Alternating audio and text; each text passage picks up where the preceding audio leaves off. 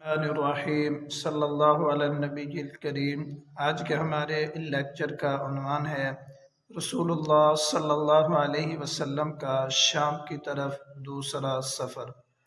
محترم سامعین، اصحاب سیر نے یہ لمبا واقعہ ذکر کیا ہے، اس کا خلاصہ عرض کرتا ہوں۔ فرماتے ہیں کہ حضرت خدیجہ رضی اللہ تعالی عنہ کو اللہ تعالی نے بہت زیادہ مال عطا کیا تھا کہ ان کا شمار مکۃ المکرمہ کے بڑے تاجروں میں ہوتا تھا۔ صادق اپنی صداقت، امانت، دیانتداری، عفت، پاک دامنی کی وجہ سے یہ طاہرہ مشہور تھیں۔ جب انہوں نے نبی اکرم صلی اللہ علیہ وسلم کے تذکرے سنے، آپ کی امانت و صداقت سنی، تو انہوں نے ارادہ فرمایا کہ میں اپنا مال رسول اللہ صلی اللہ علیہ وسلم کو بطور مضاربت دیتی ہوں تاکہ یہ شام کی طرف سفر کرے مال تجارت لے کر۔ انہوں نے نبی اکرم صلی اللہ علیہ وسلم کو یہ دعوت دی کہ آپ میرا مال شام کی طرف لے جائیں۔ نبی اکرم صلی اللہ علیہ وسلم نے اپنے چچا ابو طالب کی حالات کو دیکھتے ہوئے انہوں نے اس دعوت کو قبول کیا۔ چنانچہ نبی اکرم صلی اللہ علیہ وسلم کے ساتھ حضرت خدیجہ کے غلام میسرہ بھی تھے۔ یہ دونوں حضرات مکۃ المکرمہ سے روانہ ہوئے۔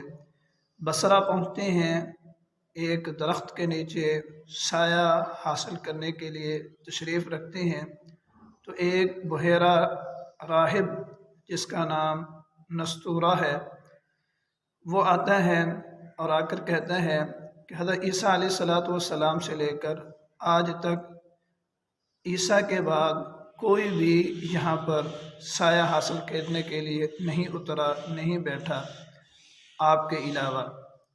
پھر اس نے اس ساتھ والے میسرہ غلام سے کہا کہ ان کی آنکھوں میں دیکھو سرخی ہے، تو انہوں نے دیکھا تو آپ کی آنکھوں میں سرخی تھی۔ وہ کہنے لگا یہی آخر الزمان نبی ہیں، یہی محمد عربی صلی اللہ علیہ وسلم ہیں، یہی سید الانبیاء ہیں، یہ انبیاء کے سردار ہیں۔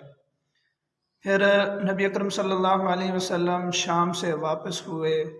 حضرت خدیجہ رضی اللہ تعالی عنہ کو دگنا نفع ہوا۔ جب آپ راستے میں آ رہے تھے تو حضرت خدیجہ رضی اللہ تعالی عنہ اپنی سہیلیوں کے ساتھ سارا ماجرا دیکھ رہی تھی کہ آپ بڑے شان کے ساتھ آ رہے ہیں کہ فرشتوں نے آپ پر سایہ کیا ہوا ہے۔ پھر میسرہ سے سارے کے سارے احوال دریافت کرنے کے بعد حضرت خدیجہ رضی اللہ تعالی عنہ نے پیغام نکاح دیا، نبی اکرم صلی اللہ علیہ وسلم نے قبول فرمایا۔ تو میرا محترم سامعین، یہ تھا خلاصہ شام کے دوسرے سفر کا۔ السلام علیکم ورحمۃ اللہ۔